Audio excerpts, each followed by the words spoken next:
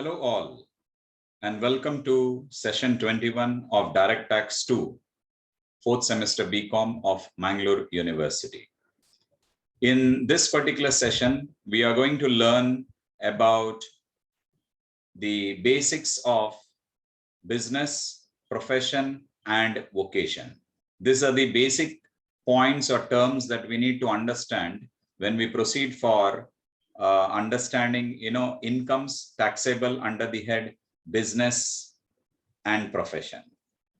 Now, what do you mean by a business? Now, basically, when we look at business, there is a confusion whether it is same as profession, whether it is same as vocation.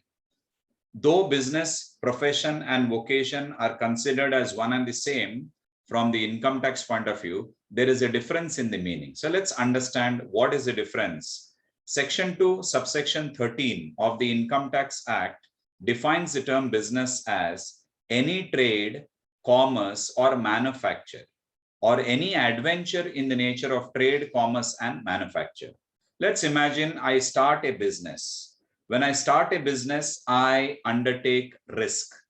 And that risk is my goods or services might not be sold.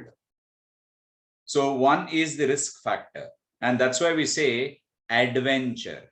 Adventure, when we say adventure sports, it is a very risky sport. For example, bungee jumping, skydiving. All these are adventure sports where there is a risk involved. Similarly, in a business, there is a factor of risk that is very much involved. So any trade, commerce, manufacture, or any adventure in the nature of trade, commerce, and manufacture. So business simply means an economic activity carried on with the objective of making profits. So if you are undertaking an activity, and if that activity is more so aligned towards earning profits, then such an activity will be treated as business. Now, in the meaning of business, we come across the term trade, we come across the term commerce, we come across the term manufacture. Let's understand. Trade basically means buying and selling of finished goods. You are buying finished goods and you are selling finished goods. So definitely the sale price will be more than the cost, and the difference of the amount will be taken as profit. That is business profit. What do you mean by commerce? Commerce refers to rendering of services or aids to trade. For example, we say banking, supporting business in the form of providing loan, insurance, giving security. We can say warehousing. Warehousing is providing the storage facilities. So you can see these are all aids to trade, and aids to trade is nothing but commerce. The third aspect that we had in the meaning of business was manufacture. So here we are converting, we are purchasing raw material. We are converting raw material into finished goods, and these finished goods are sold. So giving raw materials new form, qualities, and making it available in the ready market, that is termed as manufacture. Now, usually when we look at the happening of a transaction, a business dealing, normally we say a single transaction is not considered as a business transaction. So if you just do one transaction here and there, usually we say it is not a business transaction, because we say to call it as a business transaction, it should be continuous. It should be continuous, or it should be carried on at least for a certain time duration.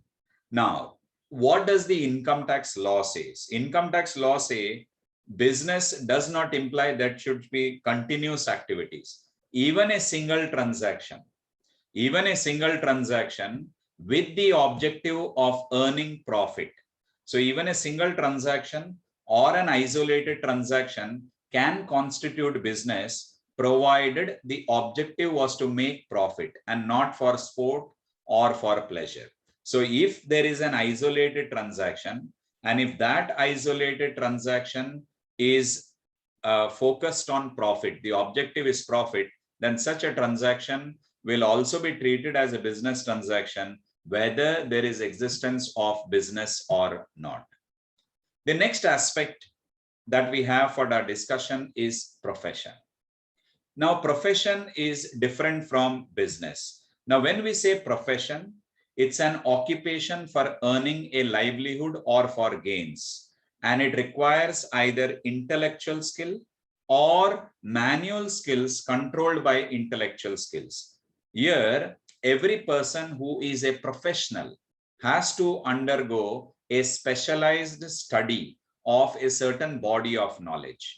If we take an example of a chartered accountant, he has to undergo his CA course. Lawyers, they have to study law. Doctors, they have to study medicine. Architects, engineers, tax consultants, these are all specialized people.